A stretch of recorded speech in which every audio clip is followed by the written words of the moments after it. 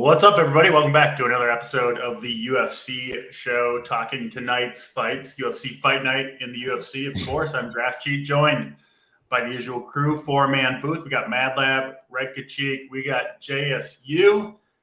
You should go to Mad Lab first, but we're going to mix it up today. We got someone who I think is chomping at the bit to get a few words out there. So, JSU, how's it going on this Saturday morning? Chepe, oh Chepe. That's how dogs come through for me, baby. That's how we do it. We snap people's elbows, we break people's arms, whatever we got to do to get the W. You can say it was corny, Mad Lab. You can say whatever you want. Your guy won the first round. My guy was winning the second round up to that point when an unfortunate injury honestly happened. And I was pissed about it too because I was mad because I knew my guy was coming on. Oh, cut it out. And he was going to win that fight. I knew he was going to win that fight because he lost the first round. He started closing the distance, putting the pressure on Jenkins, just like I said he would, because the guy's just an animal, and he just has that, like, keep going mentality. He did exactly what I thought he was going to do, and I'm pissed because Mad Lab says I can't take the victory lap. No, you can. I said you can take it if you want it, but that's like you fighting a championship fight, dude, and a guy snapping his ankle. You're like, I'm the fucking champion. That's I have a question. Question. Did he snap it because of anything Chepe did, or did he snap it because it was just completely free? Because, like, to me, Chepe forced, like, it snapped because of what Chepe was doing to him. It was just unfortunate. No, it snapped because he posted out. Posted his arm off of Chepe trying to put him down. He was whizzering out. That's what you do. Yeah, well, I mean, that's what you do, and it's unfortunate. But what do you want? I mean, you're one of those. Let me say this, Mad Lab. Maybe it's because you're used to picking a lot of winners. You're not the best at holding the L when you have an L to hold. Like you gotta take an L once in a while. We all get some things wrong. I forgot. DC was on my side, so it's me and DC on the right side, and you, well, my right side, so the right side, and you and Drew were on the left side. Left, wrong, right. L. So hold the L. Drew, like I like this. Listen, Drew, we're the people's champions. I agree. These guys want to be like that. We're the people's champs because they don't hold as many W's. That's it. Yeah, we gotta hold the W's when we get them for sure. I'll hold the L on Mr. Strickland getting it done because that was the one fight that I got wrong on the whole damn card, and it was the Sean Strickland fight. And what annoys me the most about it is I love Sean Strickland, and I obviously didn't pick him though because I thought Izzy was going to win. And shout out to friggin' Strickland for somehow getting that done. I still can't believe he's the champion, though, honestly. Yeah. Shout out our guy, Brandon McNair, a longtime member of RPS. He was banging the drum for Mr. Strickland all day in the Discord, and certainly Brandon McNair. McNair. Yeah. I don't know if it was just DFS salary savings play, but nevertheless, 70% Strickland got the job done. I don't know, man. What are your thoughts on the Strickland Izzy fight? Because none of us expected that. I mean, not very many people did, frankly, given the line. But yeah, I felt it was just kind of like a situation where Izzy just kind of didn't show up, right? Yeah, I'm going to talk about this in the main event for this card, but it boils back to that one. Yeah, these guys sometimes need something to get out of bed in the morning. You know what I mean? It's like when you're fighting certain people, like we're talking about it with Valentina. Like he wasn't getting out of bed for this fight. It wasn't a fight he was really engaging upon. It was a fight that he's expected to win. And sometimes when you go into that cage, you don't have nothing to chomp down on. He looked slow. He looked disinterested. Even his corner said, for the first time in his career, we had a complete disconnect. Like they weren't communicating properly. Listen, I'm not taking anything. I love that Strickland won the fight. You know what I mean? I think he's so fucking hilarious. I think he's like your American, guy. But they fight again, he's gonna get fucking land-based. We've seen it a few times, right? We saw like GSP drop a shocker, come back and win. We saw it from Anderson Silva. We saw it from Amanda Nunes. You could maybe argue we saw it from Valentina Shevchenko. That's obviously the main event that we'll talk about. So yeah, I think these, longtime champions, a lot of them do have kind of a hiccup or two along the way. they usually bounce back. Like you said, maybe just motivation wasn't there for one fight. It's hard to, just as a human, I think it's hard to stay 100% motivated all the time. And maybe Izzy kind of took this fight off mentally, it kind of seems. So, yeah, we'll see if he can bounce back. Will be interesting. I do think the rematch will happen. Let's go to you, Drew. How are you doing on this Saturday morning? Yeah, doing good. I like these cards starting at, in the afternoons. You can kind of sweat it up through night. So, busy weekend. Nice to have NFL last week. And honestly, the card is better than last week, but it's not tip top. But it'll be a fun sweat. I think we've been doing pretty well the last couple weeks picking winners. These cards have actually been pretty exciting. I'm glad we're past the 9 a.m. lock for a couple of those a month ago. So yeah, this one I'm looking forward to. Yeah, we'll get right into it. We'll go bottom to top as we always do, starting with the first fight of the night, talking both DFS, bets, all that good stuff. It's kind of I think, difficult DFS card where there's a lot of really big favorites, not very many closely lined fights, which makes, I think, building lineups pretty difficult. But also, anytime is kind of different, I think maybe potentially profitable as well. So we'll get into all that stuff, but let's jump into the first fight of the night. We start off with a big favorite, Josephine Knutson, minus 750 or so over Mann. We'll start with you, Mad Lad. What do you see between these two? I usually don't like playing the first fights of the night on DFS. It's always been a thing of mine. And then when you add in the fact that you got debuting fighters and you got women, usually that's really taking me off. But there's something about Knutson that I do like. I think that Mann is coming in. She's a smaller fighter. She wings her shots. She's really almost like a more polished Molly McCann in a sense. You know what I mean? And you got Knutson, who's a very good seasoned striker. Mann likes to get in close. She likes to kind of dirty box with you. And someone with Knutson's wheelhouse, you don't want to do that because she uses a lot of plum clinches, uses a lot of knees up the middle, uses elbows and stuff like that. So I can see what Mann wants is something that Knutson's going to try to bait her into do, which shouldn't be too hard. So I do think Knutson does win this fight. The only issue I do have with that $9,500 price tag is she going to finish her? I think if Mann drives the pocket hard and really looks to get chaotic in there, I think Knutson probably catches her with something. But historically speaking, both of these girls are headed to the card. So you got to be very, very careful here. You can either blow up your lineup or have a diamond in the rough right out of the gate with this fight. Yeah. We'll go to you, JS. You're going to have we're probably going to see big scores. Only 11 fights, so normally that leads to slightly lower DFS scores. But with all the massive favorites, I think it's pretty likely we see some early finishes, some dominating performances. So, yeah, right off the bat, minus 750. But I don't think like a lock to get into DFS lineups, right? Because there's a lot of big favorites on this card. So what do you see between these two? Yeah, and honestly, everything Mad Lab said was true. Mann kind of what she wants to do is almost like bait you into getting towards the cage because, like Mad Lab said, she wants to clinch up because she does her best work from there, tries to get you down. She uses trips really well when she gets you over there, and she'll almost like back up towards the cage sometime, almost to like lure you to that area, and then from there clinch and get work done, reverse position. And what fighters have done to kind of like stay out of her, almost like stay at range. Brana Brazil got her with a head kick, and it was just like she caught her hands down and just complete head kick and just KO'd her. But she's not good on the feet, man. That's the other thing. Like she has, in my opinion, very little power. Knutson has really nice striking too, in power as well behind those strikes. So I think that's one thing that's like a drastic difference. Mann needs this fight on the ground.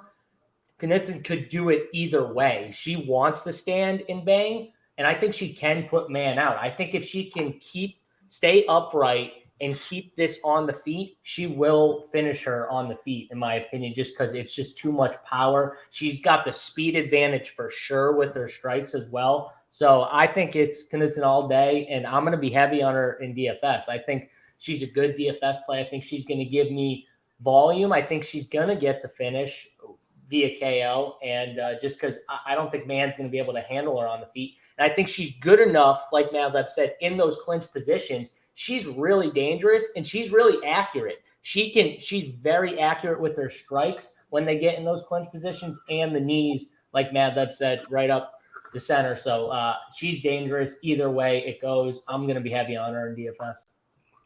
All right, JCU on Knutson. Let's go to you, Drew. I think ownership is going to be tricky on this slate with all the huge favorites, but what do you have for the numbers, and what's your pick for this fight?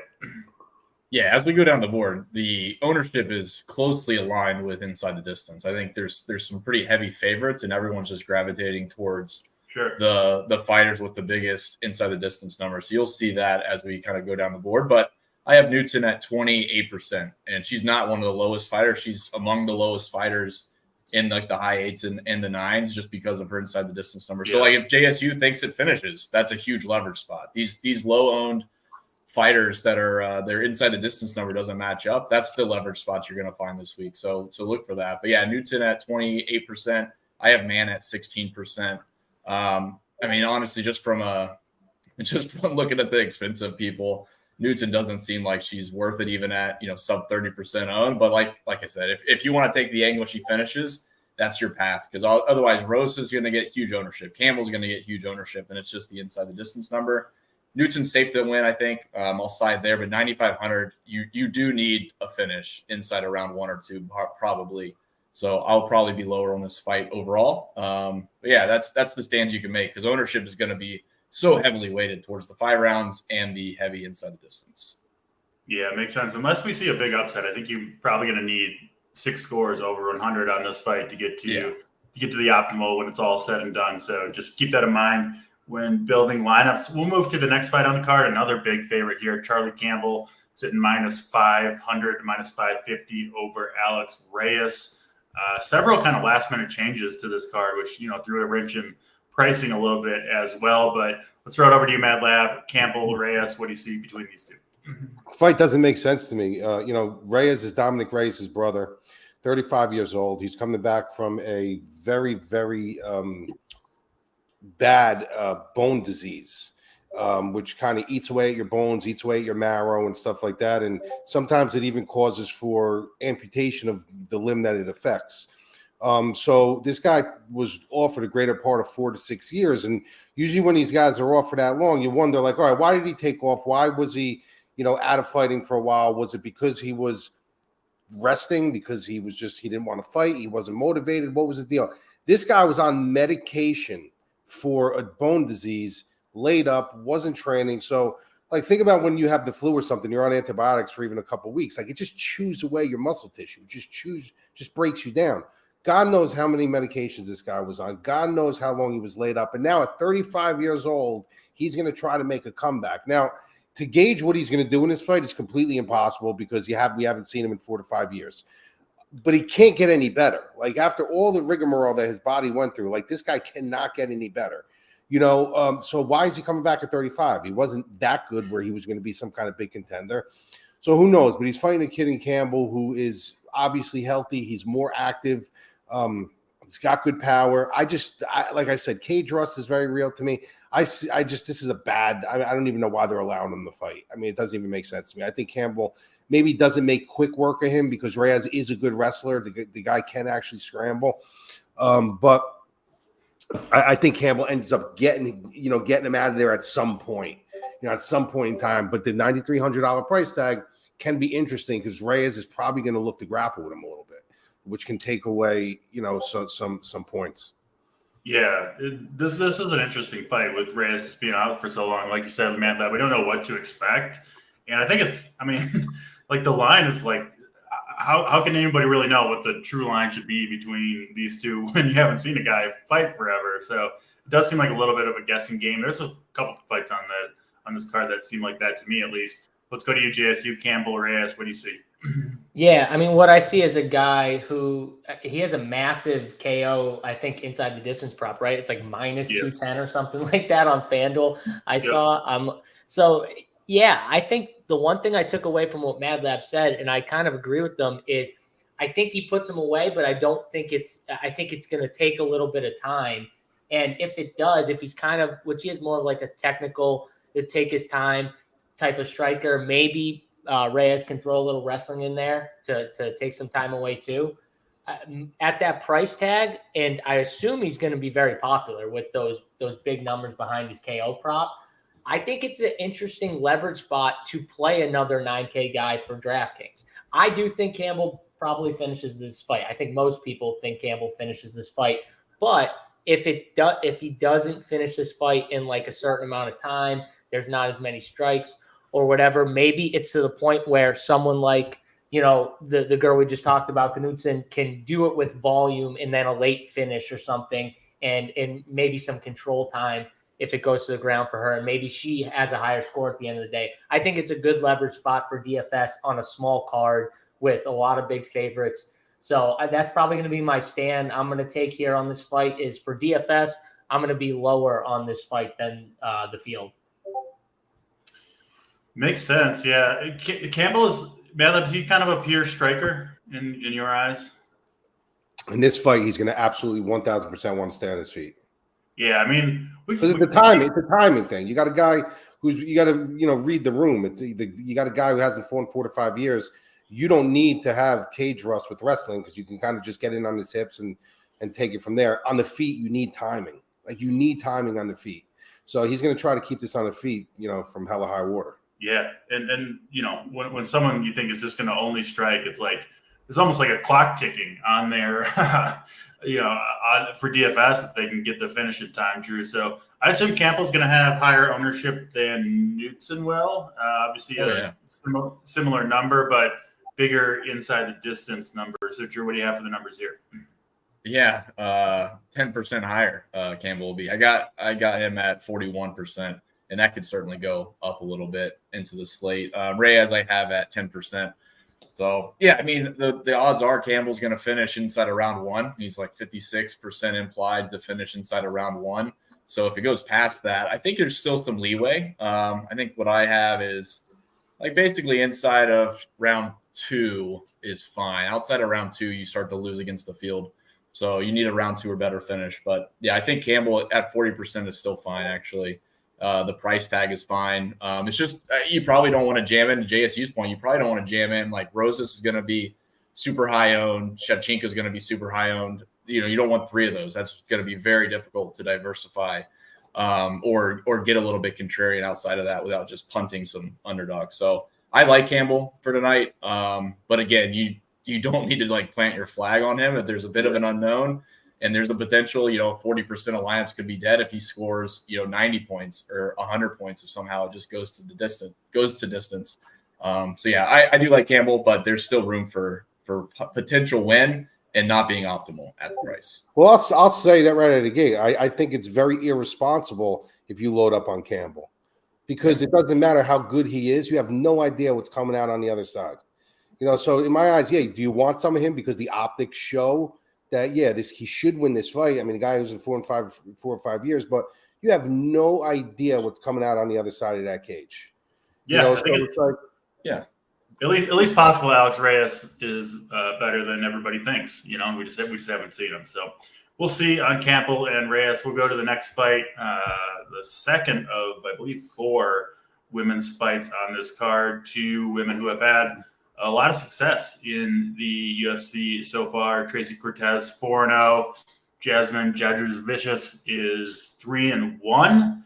And this one is the most closely lined fight on the card. Cortez sitting around -120 at the moment. This fight is favored -400 or so to go to decision. Should be a decent scrap here, I think. Mad Lab, what do you got between these 2 fighters? I usually love the 8,200, 8,000 fights, but this fight has the potential maybe to be a really low-scoring fight just because of their styles. They both have different styles, but at the end of the day, they want the same thing to be the conclusion. They want to end up getting this fight to the ground. Cortez gets a lot of marketing, obviously, because she's a good-looking girl. Brian Ortega's ex. I don't know. Is he still with her or no? I don't think been keeping up. I know she's training. She's training with the Pitbull brothers, and she's also with Henry Cejudo. So her wrestling's only going to get a little bit better. But the thing that makes this fight interesting for JJ is the range. She works behind a really good jab. She's not really athletic, and I think she knows that. She knows that Tracy Cortez is the better athlete. She's kind of more of a plodding fighter, but the one thing that she has in the division that a lot of girls don't have, she's got the size, she's got the length, and she's got the jab that she works on. And so she uses that jab to kind of nullify her own athletic ability. Now, when she uses that jab, she uses that to keep you honest and to kind of find a beat on your hips. And then if she body locks you, she's got that size and that strength that can really ragdoll Cortez and take Cortez to the ground. You know, I think it's a really, really close fight. I think it's a really interesting fight, but I do see value on JJ here. I think she's got a few really solid paths to win this fight. I think if Cortez wins this fight, she's going to probably have good success with the grappling and the takedowns. And JJ, if she wins this fight, she's got to do it off her jab. So the thing that scares me with the JJ pick is picking her is that is she going to win it just completely off the jab and score nothing, or is she going to utilize her jab to kind of clear that range, get in on her hips, and take Cortez down? Where I think Cortez might get her hips loose early, but once she gets that top control, a girl like JJ is hard to get you off her. So it's going to be interesting. The hell's that mean, Drew? She's a hard girl to get you off. I got it. Yeah. So she, I listen. It's a super close fight. I'm definitely going to dial into this, but I'm going to have more shares of JJ here.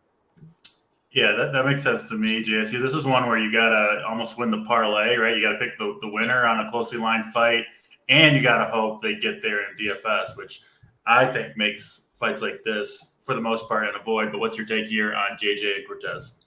Well, the one good thing about Jasmine is she's going to try and push a pace. She's going to try and stay in your face.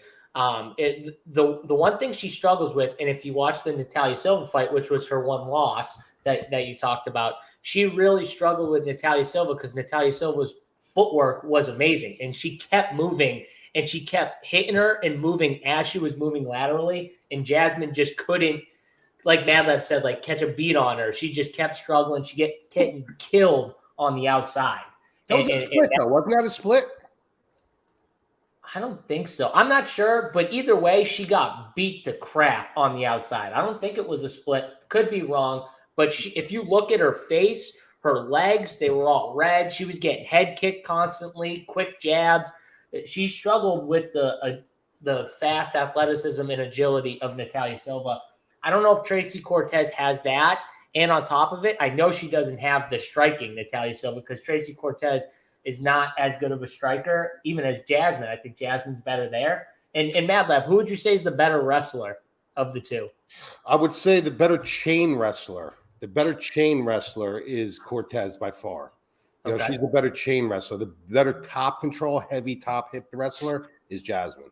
Yeah, I would agree. I think they're very close, like you pretty much pointed out differently, but very close in that spot. So where is the edge? The edge is striking. If Jasmine can keep this at range, she struck. Even the Gatto fight in the second round, Gatto was picking her a little bit at range. She got her a couple times at range with some good strikes. She struggled with that range. I think Jasmine's going to have that jab, and I think it's going to be one of the things that wins her this fight, honestly, in the end, because I think the wrestling is going to cancel out. I think both these girls are going to try. They're going to realize that they're both pretty good at it. Even Gatto took her back twice in that last fight. You don't think Jasmine can take her down? She definitely can take Tracy Cortez down. So to me, I think Jasmine wins this fight. I think she's the better fighter in all of the striking and groundwork. And I think she wins this fight. So I'm going Jasmine. I think for DraftKings, I agree. 80 points in DraftKings. I don't know if that gets you on the optimal here at their price tags. I think, and I don't think either of them are going to have like a 5 takedown type of scoring output. I think at most they get 1 or 2 each, and I don't think that's going to score well enough. So I'm going to lean Jasmine. If I was going to play one, I'd play Jasmine on DraftKings, and I think she gets it done. Dog plus money. What are you laughing at, Mad Lab? No, I was going to ask you a rebound question for all you guys, everyone on the panel. After Tracy Cortez fights a 3-round fight war, would you let her fucking triangle choke you? I would. Yeah, Cortez. Yeah. Of course. Yeah, come on. I would roll right into that choke. I would roll with. You get the hands position to be ready. Oh God, Drew didn't answer. Wait, Drew didn't answer. I know. Well, me and well, actually, DC, none of you guys. I'm the only fucking guy that's really allowed to answer. I think based on Drew's earlier comment, I think his answer is yes. Yeah. No, that wasn't about her though. Yes, that was about JJ. You were talking about this guy it. likes fucking Canadian tall women. Not my Cortez. What are you talking about? Cortez. Oh yeah. Yeah. You made the comment that JJ would not get you off, and that's what I was laughing about because I'm still like 15 in heart. So I'll be quick on this fight. I don't have a strong lean. Cortez grades out slightly better, and it's mainly because her submission prop slightly is better than JJ over the course of round 2 and round 3, but they're super close. As far as ownership goes, they're both going to be around 27. I got 27 for Cortez, 25 for JJ. So going to be pretty, relatively owned for being a going the distance type of fight. So they don't really grade out well for me. Usually these 8K fights, these like 7,900 to 8,200 fights grade out decent just from a lineup construction standpoint. This one really isn't it. And I think JSU hit it on the head. Like the takedown number, I just looked around for it. Like it's like two a piece. And I don't know if, unless the control time is like super lopsided, that's the only way I could see one of these being have a high chance of being on the optimal lineup. So I'm going to be super low in this fight. I mean, I'll be half the ownership of the field on this fight. Honestly, I think if one of them were to get more than 2, it would be Cortez, because I think that would mean that Jasmine was hitting her with the jab and she's not liking it, so she's trying to shoot more. So like if I had to pick one to get over that 2, it'd probably be Cortez. I think she honestly needs it on the ground too. I think Jasmine's definitely better on the feet. Yeah, it makes sense. That is Cortez and Jasmine. Next fight on the card, it is Edgar Charis minus 230 over Silva Lacerda. Let's go back to you, Mad Lab. Charis and Lacerda, what do you see here?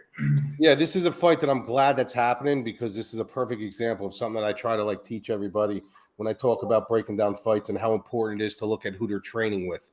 Like there's such an important nodule that people just miss. When it comes to the camps and their styles and who they're training with. Like everybody who knows me, what are you laughing at, you fuck? What are you laughing at? Oh, no. Bean Air just posted in our Discord, which you're still not friggin' in, Mad Lab, because you can't find a way in somehow. He DM'd Tracy Cortez letting her know that I picked against her.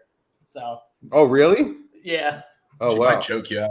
He thinks he's funny. I definitely let her choke me out. Fourth round. What is it called? I just lost my track. I was thinking about tits and ass, and now I don't know where I am. So like everybody knows SBG, I can't stand the camp. Like SBG is a camp that I just hate. And not that I hate the people individually, but I just hate the traction that they get because of a guy that walked in there that was already talented in Conor McGregor and kind of put them on the map. They haven't had anybody since.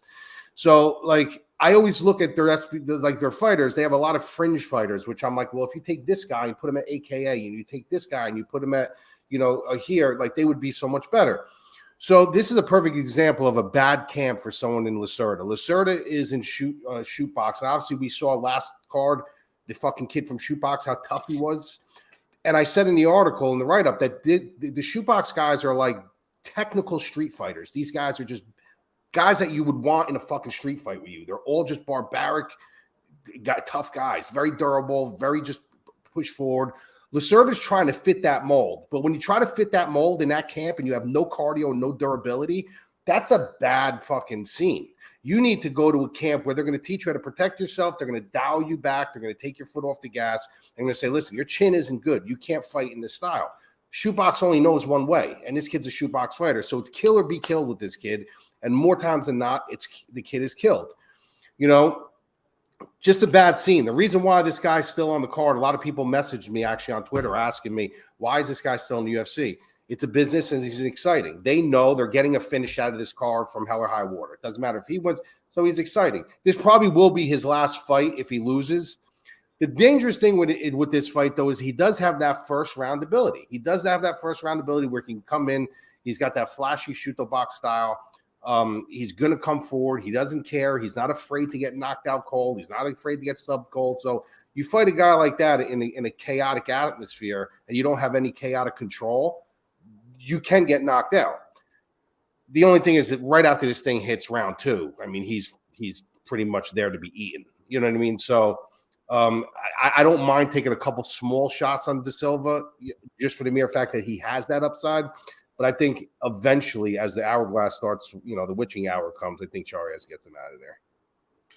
Yeah, I like all that. And yeah, Jesse, you're going to have to, I think, get an upset or two, right, on most builds on this card. So maybe this is one you could potentially go to, but what do you have between Lacerda and Charis? Yeah, I agree with Mad Lab that this is a fight you can take stabs on because it's going to finish. Like either Lacerda is going to get it done in the first round, which if he does, that's going to score great on DraftKings. Like no matter what, at his price tag, if he gets it done in round 1, it's going to be a good score. So you'll want him. And if not, I think Charis can do enough, even if it's in round 2, to score well at his price tag as well. So I think this is a great fight to target. You can play both sides of it in DK. I think I was super high on Charis. I liked them. I even liked them last fight. No one was like, he was like plus 600 or something like that against Tyra. And he survived 3 rounds against Tyra, which was, to me, was pretty impressive. Now, he jumps guillotine constantly. I even said it before the Tyra fight. He just loves to do it. He loves his guillotine, whatever. Every round, I think, against Tyra, he jumped guillotine at least once. And actually, at the end of the fight, he had the guillotine synced up. And honestly, if there was another 15 seconds, I think Tyra would have been out.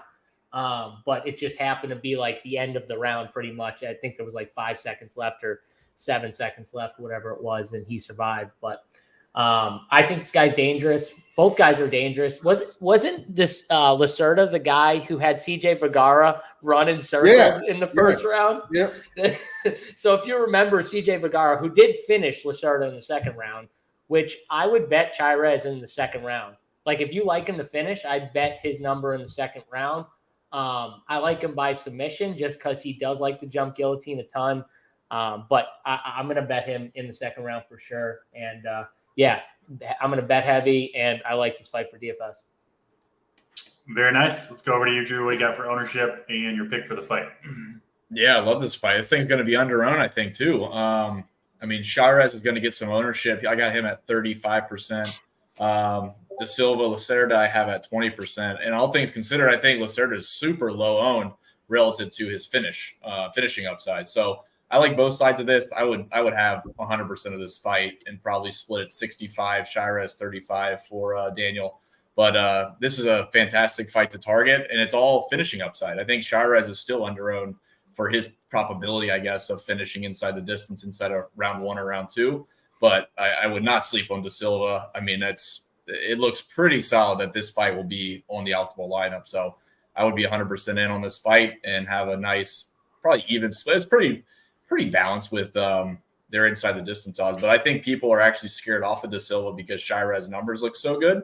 I think Silva has a really good chance of winning and being a lot lower owned than people think. All right, yeah. Big stand from Drew on Lacerda. Charis getting some action on this fight for sure. Next fight on the card, we have another relatively big favorite. Roman Kopylov is minus 350 or so over Josh Fremd. Back to you, Mad Lab. What do you see between Fremd and Kopylov? I'm just not a big fan of Fremd. You know what I mean? I think he's playing over his head, and I think he knows that. I think like some of these fighters, sometimes they come in, they have good showings and stuff, but you actually surprise yourself. And he's one of those guys that, like, I don't even think he thought he would make it this far. You know what I mean? So you got a guy in Kopylov on the flip side who everyone was really high on, almost like we were high on Manel Cap. Came in at 0-2, looked like he wasn't really going to translate under the UFC umbrella. And then all of a sudden now here he is, 3 fights in a row with 3 knockouts. You know what I mean? The thing with him that's makes his pricing really dicey for me is that if you look at his numbers, he's got 3 knockouts in his last 3 wins. He's 100-plus points 1 of 5 times, which means he's only hitting at a 10% clip. His current market value at 9,100 is 2. So he's only hitting that at a 20% clip. And that's basically because he's not a volume striker. This is a guy who really sits back. He's very patient. He looks for his spots. But when he finds his spot, he understands how to finish it. He understands how to hunt that water. But the problem is, you don't know, like that's not going to come all the time. You know what I mean? A guy like Fremd is going to push pressure on you. He's going to, he's not really, those fighters are kind of the hardest to fight because they don't really have a game plan. They just go in there, they fight, they get on your hips, they lock you down, they try to take away your strong suits and take it from there. So, listen, I like Kopylov in the fight. I think he's the surefire favorite, but I do think you do have to be a little bit careful with this fight as far as this price tag. Yeah. JSU, what do you see between these two? Yeah, I mean, you look at Kopylov, the way to beat him is wrestle and grapple and wrestle and try and get him down. And honestly, his last few fights, he's been better at defending that. It was something he struggled with his first couple fights. You'll see his first couple fights, in here, he lost. One of them was to Duraev, obviously wrestled him. And honestly, he was getting beat. And then in the third round, he just came out like a madman and actually tried to defend a little bit with Duraev. Duraev got tired. And ever since then, he started to get a little better because that's going to be people's game plans. They're going to try and go in because that's where he's kind of a fish out of water is if you can get him down. But he's done a better job. I think he keeps it standing. I'm not a big fan of Josh Fremd either, so I'm not like high on him at all. My issue is what Mad Lab brought up, the DFS side. Man, at 9,100, he needs to get you that 100 like that. This is going to be the theme of this card is which 9K guys are going to get you over 100 because some of these guys won't even in a finish, even in a second round finish, him getting 93 like he did last fight. I don't know if that's optimal. I don't think that's optimal here on this spot here at this in this slate. So I'm probably going to be lower on the fight. I do think he finishes this fight, though. So if you want to bet the finish, I do think he finds a way to finish him in the second or third round. Because like Madlab said, he does take his time and find his spots. So, second or third round, I think he gets this finish. And I'm going to bet that, too. Yeah, and any individual lineup build on DraftKings, there's going to be at least a couple kind of uncomfortable fades that could be. Tyler asks, is Kopylov better for cash? Yeah. Yeah, I think that's fair. Drew, what do you got for numbers here? How does this compare to the other 9K plus fighters? Yeah, I'm going to be a little different. I think, at the top of the show, JSU talked about Knutson being a leverage spot. I think Kopylov's actually a really good leverage spot. I have him at 32% owned, which is, it's the same ownership as Knutson almost. And honestly, I see this upside at the price being much greater if he has the finish. Again, there's risk involved, but you're looking at the ownership leverage, and he's going to be 10% lower than Campbell, 10% lower than Rosas. I think this is the spot to target for me, at least. Fremd, I'm not gonna have any Fremd. I think this is an easy fade for me. I'm not gonna play all the dogs. It's just one of those spots. He is at 17% owned. So like I said, it just seems like at the price and for his finishing upside at 7,100, I think there's other dogs that have more upside that are just worth targeting and just allocating to. But yeah, for me, Kopylov, 32%. I think he's probably my biggest leverage spot on the card.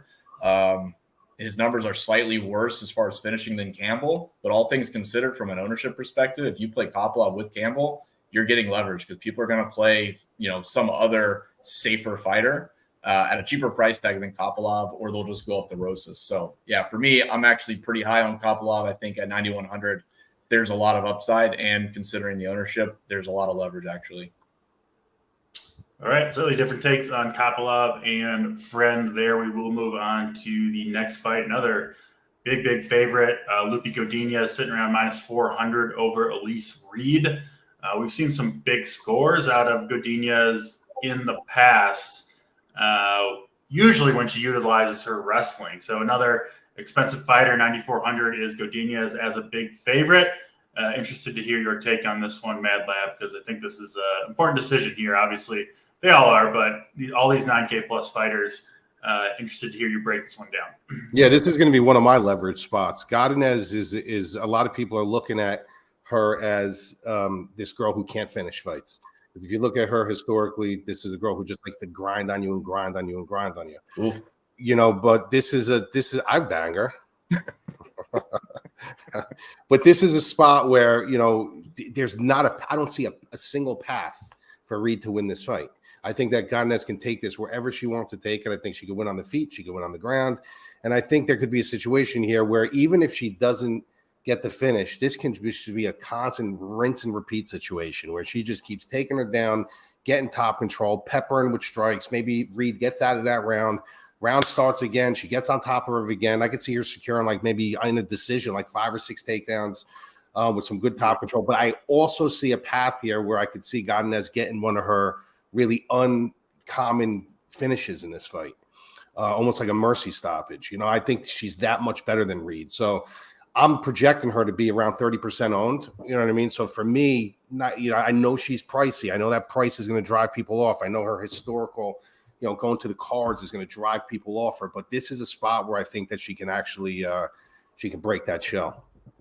I'm with you. I like Loopy quite a bit in DFS here. Let's go to JSU. Your thoughts here on Loopy and Elise Reed. Yeah, I agree with Madlab. It's tough not to like Loopy. Hopefully, she just sticks to her wrestling, and Elise Reed should be a fish out of water there, because that's where, honestly, and that's where she gets her big scores anyways for DraftKings. So I think if you're playing Loopy, you honestly want 3 rounds of takedowns. Like that's the upside. Maybe she gets a 3rd round finish, because I don't think she's getting like the early bonus finish. So you kind of want her to extend it and get takedowns, control time as much as she can, and score that way. I think that's the path for her to have like a big DFS score. And I agree too. I think the girls in the 9K range, those are the leverage spots on this slate, because, honestly, no one wants to pay the price tags for those female fighters. So taking a shot on them on this type of card, when you got other guys who are minus 210 to KO, and you know what I mean? Like, what did Drew say? 50% chance for Campbell to knock him out in the 1st round. Like, people are going to go to those fighters. So these are the leverage spots. And for DFS, I'll have some Loopy. Yeah, 3 for 3 on Loopy. Drew, what are your thoughts here between these two? Yeah, these are always kind of the gray area fights. I think you and I have talked about this, DC, where like there's always kind of a nuance with takedowns and control time versus, just strictly inside the distance, which is somewhat easy to quantify. Like on the sportsbook, there's no like takedown numbers, right? For the most part. Yeah. So there's no control time. So it's really hard to, it's like, 5 minutes. That's fantastic or something. So you're trying to gauge it off of submission, and like JSU's point, like, it looks like she could have a submission in round 1, round 2, round 3. So there's a lot of opportunity for takedowns and control time. So those are hard to quantify. And I think that's the point of her being lower owned, is she's going to be 29% owned. So right around 30% that Mad Lab said. I think Elise Reed, I'm not sure why, but I got her at 20%. And that's just a fade automatically for me. But Elise Reed. That's probably because they're angling as money line. He's probably going to lose the fight. Go the distance. She's going to go to the distance. Yeah. So it's just that's an easy fade for me. And we need dogs on this card. Like you just, but there's good dogs. It's tough to make lineups without one cheat. You need one cheat person like that to, even if you think they're going to lose, to build a lineup that you'll like, you need one cheap fighter. So maybe Reed's just making everything else work. But I think that's going to be the case. You're going to see 1 or 2 of those dogs be higher owned than you actually even expected. And it's because of that factor. You just can't build a lineup without one of them. Yeah, I don't know exactly how that goes into it, but like her projection is decent, and I think it's a mix of her money line number relative to her price is good, and it's likely to go the distance. So they just assume she's going to get 3 rounds and not die. So for that reason, that's probably why she's higher owned. But like I said, I to me that's just, you don't play those spots. But Loopy at 9,400, to me she grades out poorly, but I get JSU's point, Mad Lab's point that the takedowns are hard to quantify. And honestly, she's going to be so low. She's going to be very low owned relative to the 9K fighter. So you probably want to have some exposure. You don't have to go crazy at 29%. So I'll side with Loopy to win.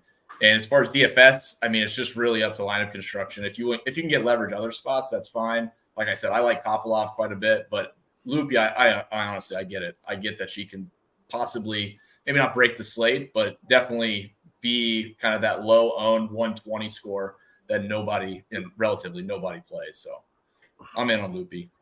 Yeah, 4 for 4 in on Loopy. We'll get to the main card before we do a reminder.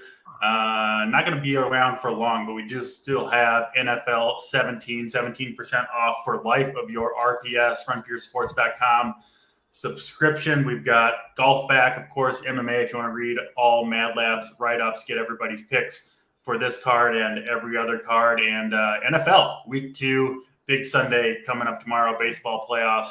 Everything you need over at runpeersports.com. So NFL 17 will get you 17% off the life of your subscription. Real quick, too, DC, before you jump into that main card, too, just want to shout out 2 things. One, if you're a bet subscriber, we added the premium plays in the Discord. So now when you go in the Discord, when you see there's bet picks, and then there's the premium plays, and the premium plays, just to clarify, are like 5 of combined our guy JBC stats and Tony's favorite plays from the day. And it's a mix of whatever sports are going on. There could be soccer plays in there one day. There could be baseball mixed with college football, or college football mixed with MMA, depending on the day you go, or the day it is. So if you go in there, you're a new bet subscriber. That's something new we added. Check it out. It's friggin' awesome. I've heard from a lot of people that they like the new addition, so make sure you guys check that out. I know JBC hit his 2 soccer plays already this morning. One was a dog. I think they were like +2. He had 225, but I saw him as high as +260 before kickoff. So check out all that stuff over there because it's firing. And our girl Christine said dog play of the week. Jasmine, let's go JSU. So she's on Jasmine as well. So love to hear that from our girl, Christine. Yeah, the Streamline Bets picks are awesome and off to a big start in September. So definitely something to get into over at Run For Your Sports. All right, on to the main card. We do have another fight favored to finish inside the distance. Another relatively big favorite is Fernando Padilla, -250 over Kyle Nelson. Back to you, Mad Lab. Break this one down for us. Yeah, this is a fight you really got to be careful with. You know, Nelson is a guy who he's better than his record does show. You know, he's had a kind of a rough run in the UFC, but he's not bad. He's really not a bad fighter. He's actually pretty good. He's got a really aggressive style. He's going to look to push the pressure. He's going to look to take that space away. And Padilla is a guy who needs range. He's a young kid, and he likes to have that long real estate in the cage. And if you take that away from him, he's yet to be tested really there. You know, Nelson's a guy that will drive forward. He will take shots off the center line. He'll body lock you. He'll make things really ugly, dirty, and grimy. And it's your job to kind of break loose and kind of regain your real estate. That's where it gets dangerous, not only from a win perspective, but from a DraftKings perspective, where you got a guy at 8,900 who has a good number line to get a knockout in this fight, because that's what they have. But you got a guy, Nelson, who people are kind of sleeping on because his record doesn't match to really how good he actually is. You know, so it's a very, very, very tricky fight. I'm kind of lower exposed on this fight. I'm keeping this one kind of even in DraftKings from a percentage stand, because I can see a situation where the young kid in Padilla just can't figure it out. He just can't figure out how to break loose for long enough. Almost like when we saw Brunson fight Kevin Holland. And Kevin Holland would rock him on the feet, and then Brunson would just take him down, and that was the end of that scenario. I could see a situation like that, not where Nelson grounds him, but where Nelson kind of just locks him up and tangles him up and takes away that steam from him. So really close. I'm going with Padilla in the fight. I'm going to pick him in the fight, but I'm very nervous about the DraftKings perspective end of it. Yeah, that makes sense. I could see there's a big height discrepancy here. Padilla, the much taller fighter, but sometimes that can kind of work against him a little bit. I could see, like you said, Nelson kind of pressuring, making this a little bit of an ugly fight, and perhaps pulling the upset. Like you said, JSU, we're going to have to pick some upsets on this fight. I could see Nelson maybe pulling this one off. But what's your take between Padilla and Nelson? Yeah, I think this is a good, clear situation where, from a DFS perspective, I lean Nelson, because I do think Nelson, if he gets a win, he's not going to score great. I don't even think in a win, but good enough on this card to be optimal in some situations, especially if not many dogs win. And I do see that at least he's got a shot, right? And that's what you want, honestly, is someone who has a shot at a cheap price tag that you can take a shot on.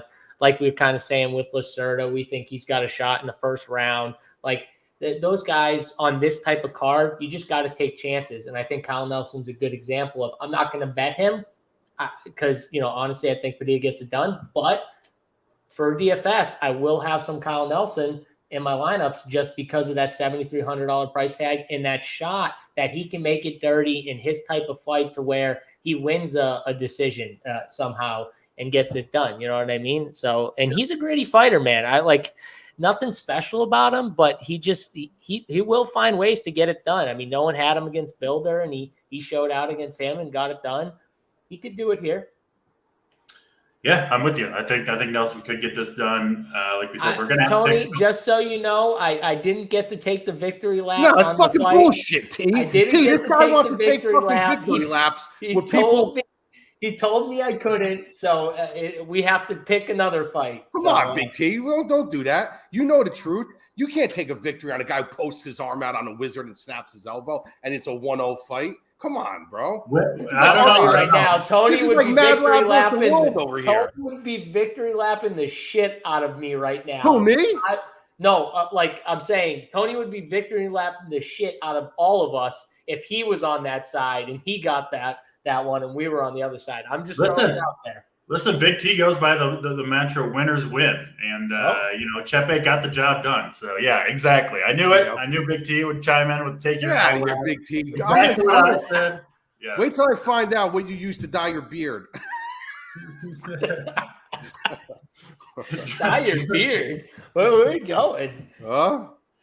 Wrap us up here. Talking about all the chicks he's gonna bang on this show to Big T's beard and what he dyes it. So this card's turn.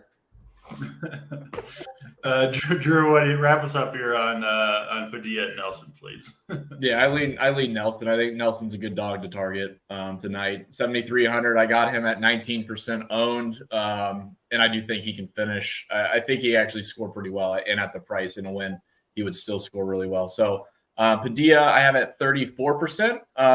Definitely grades out one of the worst in the 8K range and 9K range for me. It's kind of like the price tag with the ownership, but I'll still have some Padilla. But yeah, I lean a lot stronger on Nelson. I think he fills the void of my lack of dogs, I guess, on the slate. 7,300. I think he can win. And just kind of looking through round by round, like they shrink the gap between Nelson and Padilla as the fight goes on. So it could be a win and decision. I think Nelson could still score well enough if there's not a lot of dogs.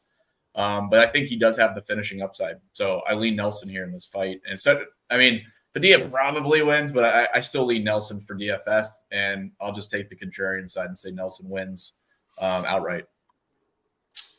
All right. Next fight on the card, Daniel Zellhuber and Christos Giagos. Another big favorite here. Zellhuber minus 300 this one. Just a modest favorite to finish inside the distance, though. So we'll see. I could see Zellhuber. He's only 8,800, so maybe people do like the discount there. But, yeah, Zellhuber's got an impressive record, 13-1 pro record. What do you see, Matt, between these two? Giagos is a guy that I watched for a while on the regional circuit, and there was always one thing that took me. I watched him because I thought the kid was really talented. He had a lot of tools in his tool belt, but the one thing I noticed about him is he just didn't understand how to translate his style into his conditioning. One of the biggest things you have to do as a coach and as a fighter is you have to really taper somebody. You have to do a taper control on their style. Like if they're not the type of person that has cardio condition, the proper conditioning or durability, you got to kind of taper their style around that. Giagos, as veteran savvy as he is, like he just never tapered his style around his conditioning. That's always been the death of him. He will come out in the first round. He'll have a great first round. He's well-rounded with his grappling. He's got good power in his hands. But as soon as that clock starts ticking and ticking and ticking, he starts fading and fading and fading and fading. It's like he doesn't understand how to put his car in cruise control. He's got to be on the gas all the time, almost like Lacerda.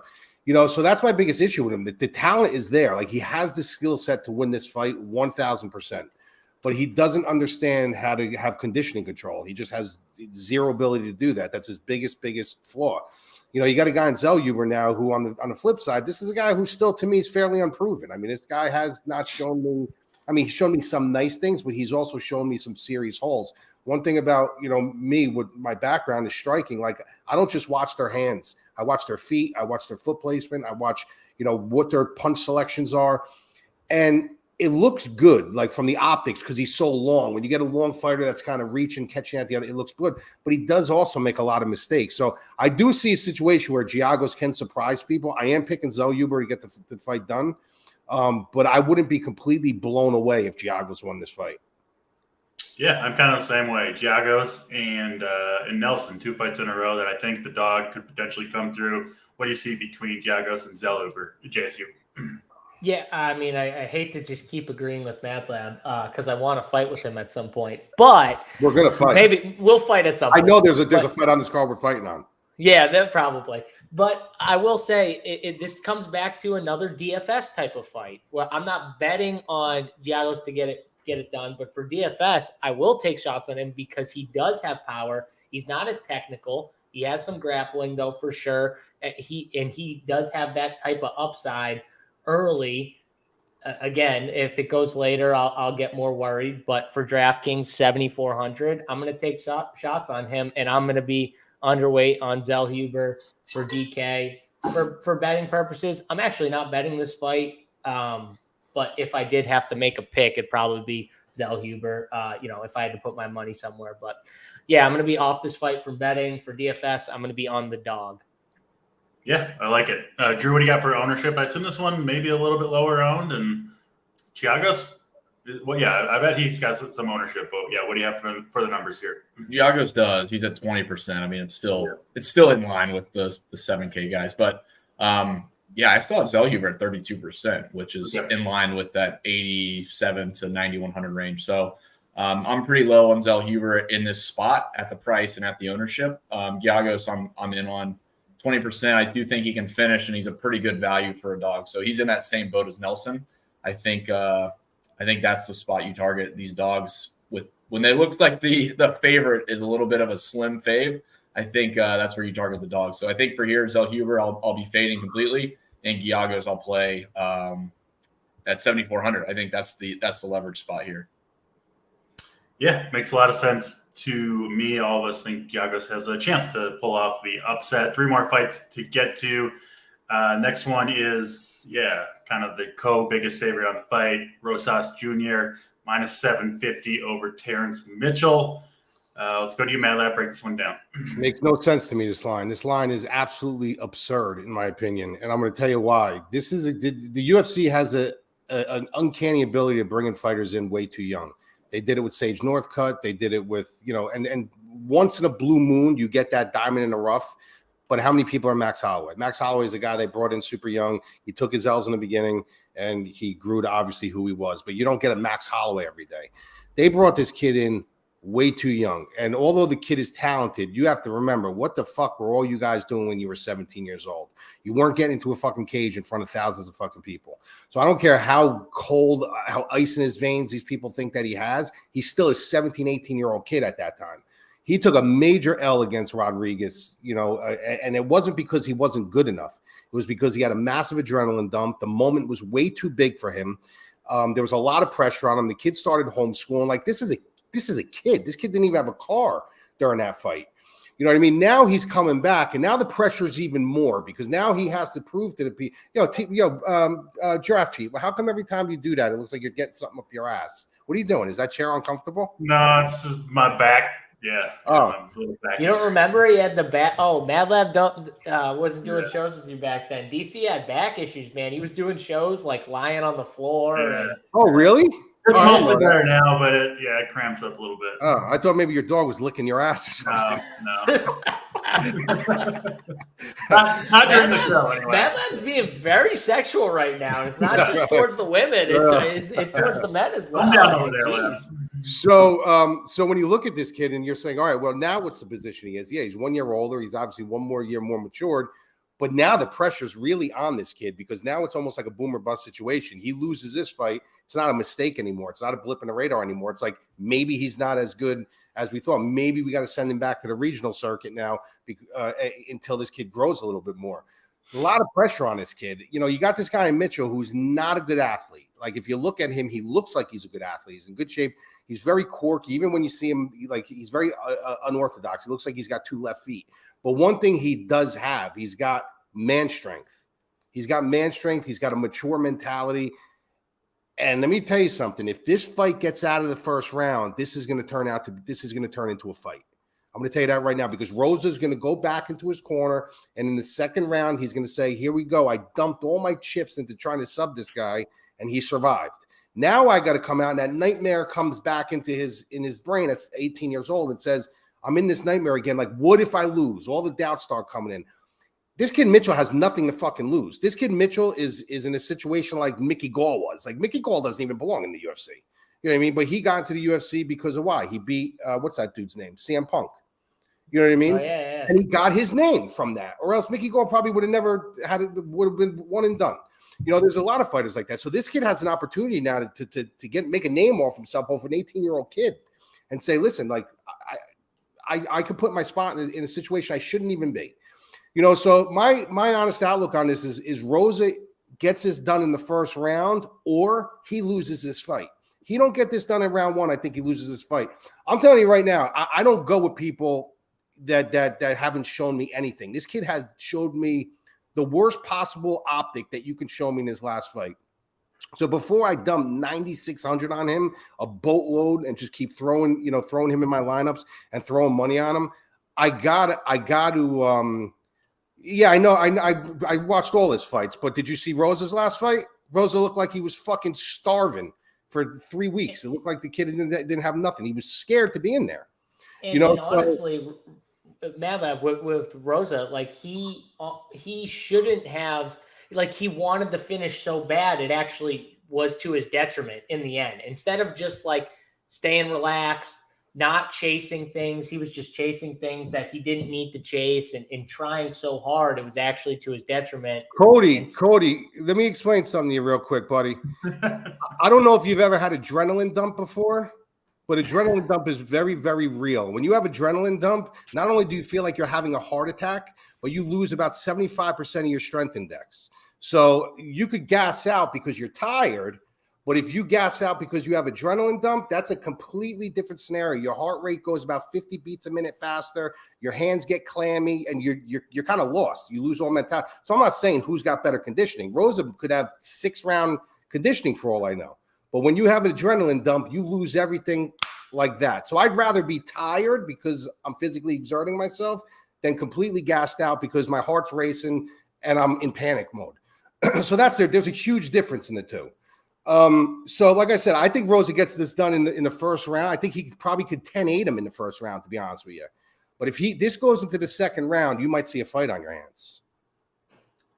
Yeah, Mitchell at 6,600, certainly going to have a dog or two. And if if Mitchell does pull off this win, JSU, pretty likely to be on the optimal no matter how he does it. But obviously, can he do it is a big question. What do you see Mitchell and Rosas? Yeah, I mean, if I were to take a 6K guy, I'd probably take him as my shot. If you said you got to pick one 6K fighter, I'd probably take him. Madlab's right, because Rosas at least showed us what he showed us is that he can finish someone early. He has the ability. He's definitely talented. He can sub this guy. He can also just completely gas out and dump. And like Madlab said, in that last fight, that's what happened. And he had nothing after that. And he honestly looked lost. And him on the feet is not as desired as him on the ground. It's like night and day right now. Like, so there's definitely a path if Mitchell can get past that first round and maybe he can keep it somewhat on the feet, that, he has a shot to well, do bro, it. let me tell you something. Mitchell's grappling isn't bad, bro. Yeah. His grappling serviceable. And listen, I'm not sitting here saying, guys, go bet Mitchell, go do this. All I'm saying is that when you have a fight like you had the last time, when you don't have a track record of showing me anything else other than beating cab drivers, how can I be confident in you after you had a showing against a guy in Rodriguez who he's okay, but he ain't beating nobody in the top 15. Like, he's an okay fighter. That's really all he is. And you got completely decimated by this guy from round 2 and round 3 on after having a great showcase. So I'm not saying go bet him. I'm not saying go put Mitchell in 50% of your fucking lineup. But what I'm saying is buyer beware on Rosa. Like, I'm just backing off on Rosa a little bit until he proves me otherwise. Yeah, you're saying this could be a live betting spot, honestly. That's what you're kind of saying in a way. Listen, if this goes into the third round, I would shoot a shot on Mitchell. That's I like what, it. yeah. I feel like that's what you were saying kind of from the beginning. Yeah, Like you yeah. think Rosa finishes him early, but if it goes past round 1 into later in round 2, I wouldn't this mind is a live shot on him. betting opportunity. Yeah, I wouldn't. That's I what would you take said. it. Yeah. I mean, and for DFS, I mean, unless he goes back to his fucking corner and the fucking half out of it, then no. But But for DFS though, Mad Lab, this has to be the best fight because of what you said. This dude's getting it done in the first round, or he's in trouble. But either way, for DFS, it's got to be one of the better spots to target, just in general. Yeah, I mean, Drew. Yeah, let's get the numbers. I assume Rosas is going to be one of the heaviest owned fighters on the card. Yeah, what do you have for ownership here? Yeah, I have Rosas at 44%, so he'll be the highest owned, or next to the highest owned. I have Shevchenko a little bit higher. And Mitchell, I got a 10% and could go a little bit lower. So I think in a blanket, I saw someone had it in a blanket phrase in the chat. But Mitchell, yeah, I wouldn't X Mitchell out. I think at the price, he's still live and he's only going to be 10%, possibly lower. You want to have a sprinkle. I think if you have 20 max or more, you're going to be playing a little bit of Mitchell. But yeah, Rosas, to JSU's point, Rosas is my biggest, not a leverage spot, just my best ranking, I guess. And it's because of his round 1 finish. He's minus 185 to win in round 1. To Mad Lab's point, though, just to paint a picture, he's minus 150 for a sub in round 1. In round 2, it goes to plus 575. And then in round 3, it goes to plus 1400. So, like, as the rounds progress, Rosa's chances of winning, which is really just through submission, to be honest, goes dramatically down, which means Mitchell is still live to win the fight overall. So, yeah, I think you're playing Rosas for the round 1 win via submission. Outside of that, you have Mitchell as the leverage spot. If Rosas doesn't win in round 1, Mitchell is live to win in round 2 or round 3. Yeah, you just said everything that I said. I wanted to say in one sentence, so that's exactly what I meant. There's a run-on sentence, but I tried my best. So that's it. Yeah, it's a good fight to target, to JSU's point. But I just wanted to paint a picture of why Mad Lab can say what he says and what that means for DFS. I mean, you're playing one side for one angle, you're playing the other side for a completely different angle. It doesn't have to be this. In the mid-range, it does, but it doesn't have to be this. Well, I need this guy to win inside of round 2. They both need to finish inside the distance. No, it's two completely different outcomes can be optimal for this fight. Yeah, definitely a good fight for DFS and maybe potential live betting opportunity on Mitchell, depending on how this fight goes down. Let's get to the final 2 fights. I think the 2 most exciting fights on this card. First, we got what I think is going to be a really fun scrap between Jack Della, Maddalena, and Kevin Holland. Maddalena's been really, really impressive. What is it, 5 straight wins, 4 of them via first round. Yeah, he's looked awesome to me. I'm curious, Mad Lab, to hear your breakdown of this one because I don't know how this one's going to go. I lean Maddalena, but curious to hear what you have to say. Yeah, well, Maddalena's last fight, he didn't really look – I mean, he looked okay. He didn't look like that good. But he fought a really tough dude that, sometimes these guys come out of the woodwork and they just have some, insane durability. He had a style that made it really tough on him. But all in all, I'm a big JDM guy just because he's got that classic boxing style. You know what I mean? He's like a throwback. He has very good punch selections. He's a good punch placement. He is a guy who will fight at range, but at all costs, if he can get into a dirty boxing situation, that's where he'll go. He's like a Joe Frazier. He likes to get inside and hit you with chopping shots instead of like really extending, where Holland's a guy who needs range. This is a guy who he's long. He likes to fight, use the real estate of the cage, use his range. So it's basically who's going to win that battle. Is Holland going to be able to keep him honest and keep him outside with his front kicks and his long limbs, or is JDM going to be able to come off that center line and kind of make this into a dirty boxing fight? I think this fight is so hard to pick. I think it's closer to a coin flip. My issue with this fight on the Holland's end is we know that this guy has issues with takedown defense, and a lot of people look at JDM as a pure striker, but this guy does have underrated grappling. You know what I mean? So that's where I think the edge is. But the problem with that, if he does get it to the ground, Holland is pretty slippery off his back. You know what I mean? So there's could be a situation there where JDM, yeah, he can get the fight to the ground, but he's not really uber versed on the ground. He's very serviceable, but he's not a guy who he can't lose top control or he can't get caught up in something. So a lot of these issues, cross themselves out. I think that it's really up to Holland in this fight. Like, how well did he work on his takedown defense? How well did he concentrate on his grappling? because I think JDM is going to use that path. I think JDM is going to get tagged from the outside. He's very, very hittable. I think he's going to have his success inside, getting some chopping short shots in. But I think if the takedowns are there, he's going to go for them. And then it's going to be, where is Holland's get-up game and takedown defense? How much did it mature? If it matured and he keeps getting up and he can't, or he's shucking takedowns, I think Holland wins this fight. But I just, there's something about JDM. Like, I think that last fight was a very small sample size of probably the worst we're going to ever see him fight. You know what I mean? He just didn't, he fought good. Don't get me wrong. He fought good, but there was things in that fight that I didn't like. He didn't go for the finish enough. There were certain situations where he could have did other things to finish the fight. So I'm going to slightly lean JDM on this spot, but I'm going to be heavily owned on this fight. There's just not very many fights that are expected to, be a close battle in this fight. JSU, JDM, Kevin, Holland, what do you got? Yeah, so this is definitely one of those fights. I think it is closer to a coin toss, and I get people are going to be on both sides of this. I do slightly lean Kevin Holland. I think Kevin Holland. So you want to talk about JDM maybe not looking the best last time out against a guy in Basel who, let's be honest, like, he's good. Like, that he's a good fighter, man. He at least brought it to him. It was on short notice. Maybe he didn't get time to prepare or whatever, but he was pretty good. And so I don't knock JDM too much for it, but Kevin Holland looked great in his last fight. And I called this against Chiesa when I said Chiesa wants to wrestle. If he does that, Kevin Holland's going to lynch up a submission. He ended up winning by submission. I gave it out as a bet too. I remember in the Discord. This could be one of those fights again where at range, Kevin Holland hits JDM. He don't like it. He goes for exactly what Mad Lab said. He's underrated in that. He tries to take him down. Kevin Holland catches him in something. He is very dangerous. But look who he submitted in his last fight. I know who he submitted. I'm just saying he's very dangerous. He has this ability, and he's very slick with it.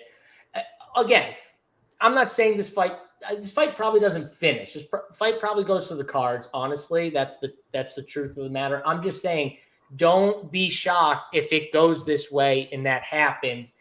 I think that's more realistic to happen than Kevin Holland knocking JDM out, honestly. And I think people see it the other way around. JDM's a tough dude. I don't think Kevin Holland's going to put him out. I don't think JDM's going to put Kevin Holland out. I think this fight does go to the cards. I'm just giving the scenario of how Kevin Holland could finish. I think is more that way than a knockout, honestly, for JDM, because I respect JDM and his stand-up, and he's got great, obviously, boxing and everything that you said. So for me, though, I'm going to take Kevin Holland and lean him. I just like the way he looked in his last fight. I think he looked great. I think he's going to be able to catch him at range, and then maybe JDM does do something and he catches him and doesn't like it. Again, close fight, coin toss. I knew me and Mad Lab wouldn't agree on every fight, and we're going to be different here. He's got JDM. All right, I got Kevin Holland. Yeah, but I don't want to put a bet on this one because this is too close to call. That's fine. I only like to bet against you when my side is way unrealistic. All right, those are the fights I like. Because honestly, I went back and forth with this, and after I locked it in, I was like, dude, I think I might have made a mistake. Yeah, this fight probably goes to decision, honestly. Yeah. What's it to go to decision, Drew? What's this fight to go to decision? Minus 150 or so, I believe. I was going to say minus 130. Yeah. I mean, all three of us expect a close fight. What do you got, Drew, for ownership and your pick for this fight? It's, for me, kind of a coin toss here. Yeah, I think this fight is a lot closer than what people are going to play it as. I got JDM at 35%, 35.5%, and I have Holland at 25%. So There's a pretty big discrepancy between the two fighters. I mean, that makes sense, though. JDM's honestly, he's the bigger, people love him. He's been 9K and huge favorites in all of his last, he's undefeated in the UFC, which I think goes a ways for the for the money line. Yeah, so they see him at 8,300 and they're like, oh, JDM, I got to play him or something like that. So it is a leverage spot, too, on top of it. Well, that's what I'm saying. I think we're all in the same boat. I think this fight's a lot closer than what people think it's going to be. I lean Holland a bit here at 7,900. I think that's the spot I want to play. They both grade out equally poorly, to be honest. But I think Holland, if you just view it in again, just JDM versus Holland, I think it's pretty close. And honestly, their prices are pretty reasonably close. There's a big discrepancy in the field. So I lean Holland for that reason. I'm lower on this fight overall. But, yeah, that's my take. I think we're in the same boat, just trying to say it a little bit differently. I think this fight's just closer than the field's going to think it is, and that's a spot I want to target as far as Holland goes. Yeah, should be a really fun one to watch regardless of how it goes down. Let's get to the main event. Title shot rematch here between Shevchenko and Grasso. Obviously, Grasso coming off the big upset over Shevchenko last time out. The market does expect Shevchenko to avenge that loss. She's sitting around minus 165. Madlab, Shevchenko, Grasso, what do you got? Yeah, this fight, honestly, I see a lot of people picking Grasso. A lot of people think Grasso is going to win this fight. And I got to be honest with you, I don't get it. I don't understand it.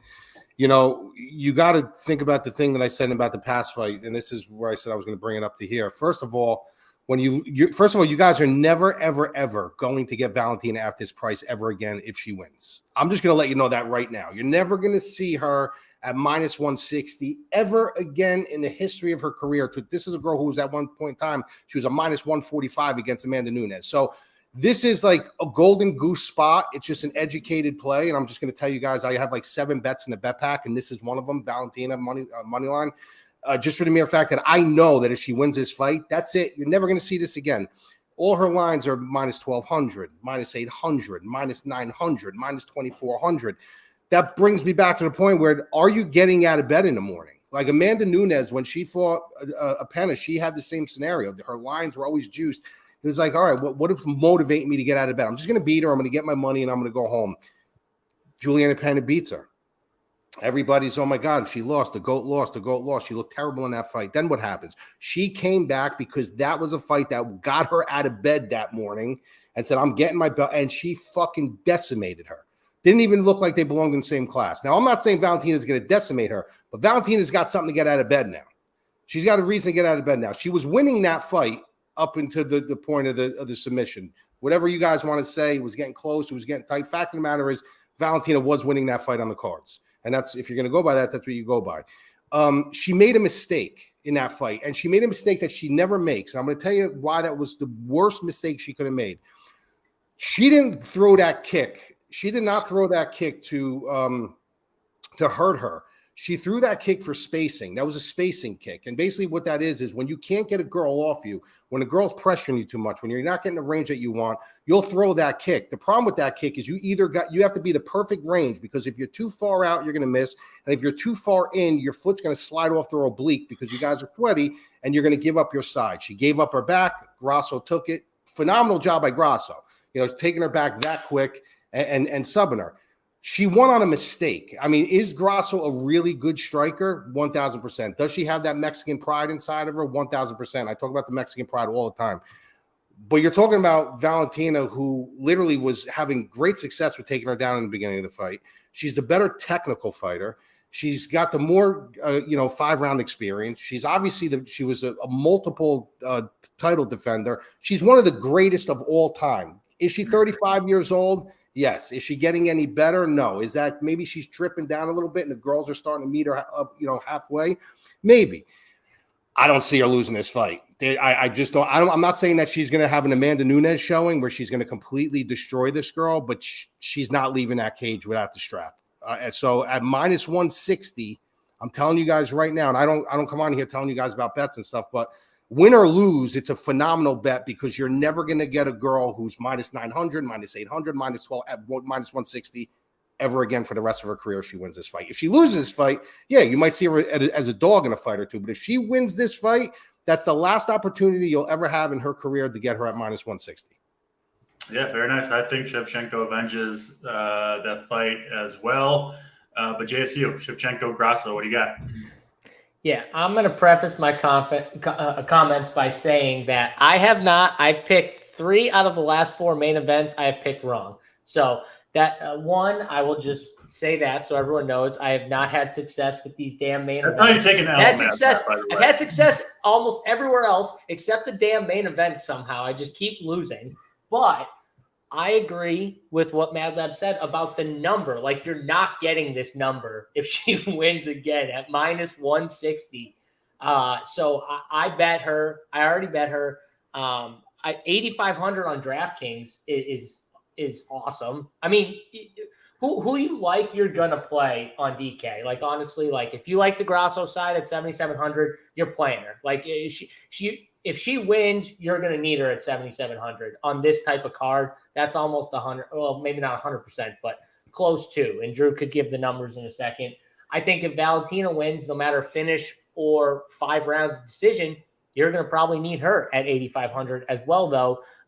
So for me, I don't know how you don't load up on this fight wherever you want to go. I'm going to lock Valentina in all my lineups, and I will also be betting her. But I understand that people might like the Grasso side. If you want to go that route, you can definitely go that route.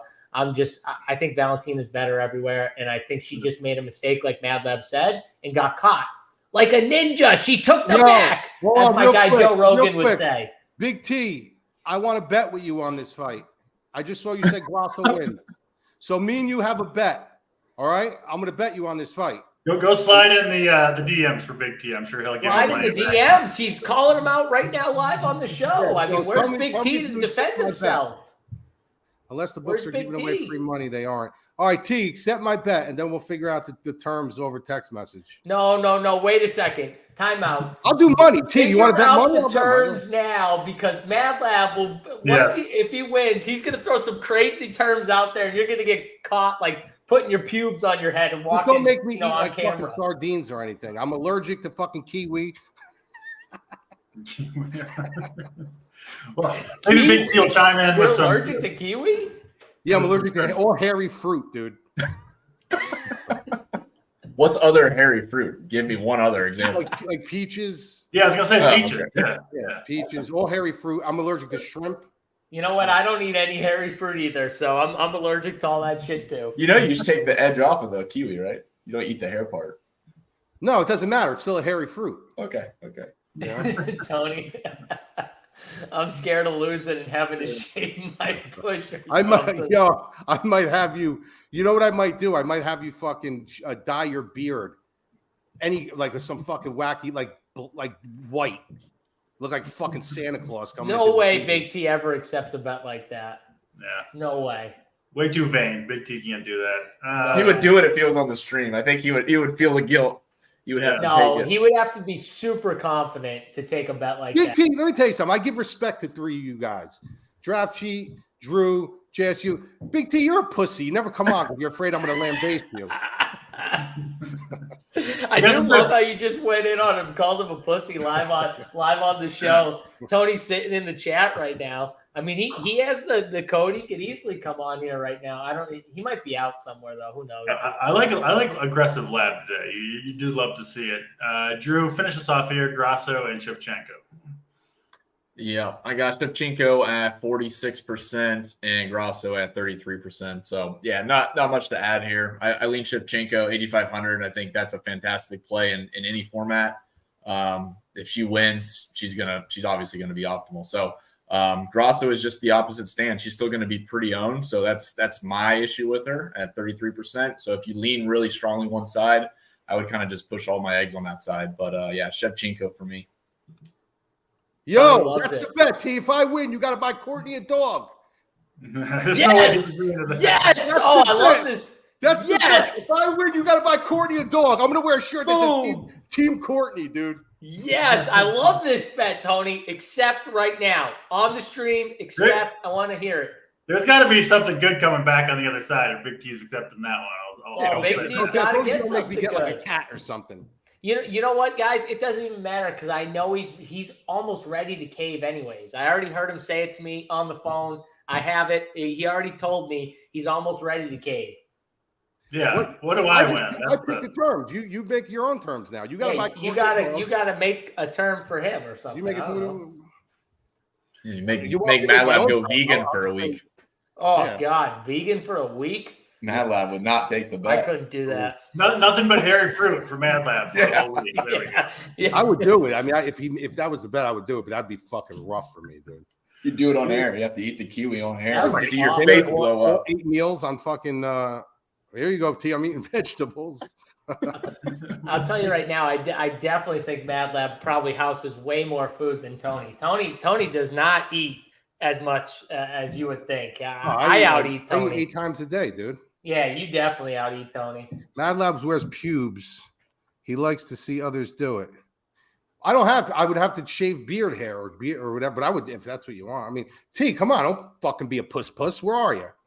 He's thinking right now, Mad Lab. You got him on the ropes. He's thinking right now. How about Mad?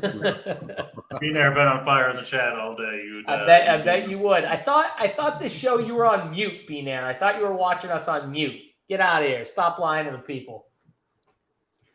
All right, we'll see what Big T comes up with on the other side, but maybe we can get some good action. And I would love to see Big T with the dog. Let's go, Courtney. Who's Courtney? Is his wife? Yes. His youngest daughter. His youngest daughter. Yep. Come on, Courtney. I'm all about the kids. I'm all about the kids, dude. Representing. You do love to see it. That'll do it for this UFC show, though.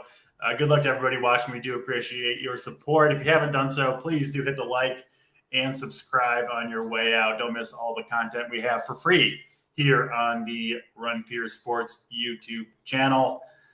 That'll do it for JSU, for Mad Lab, for Drew. I'm DC. We'll check you next time, and thanks for watching.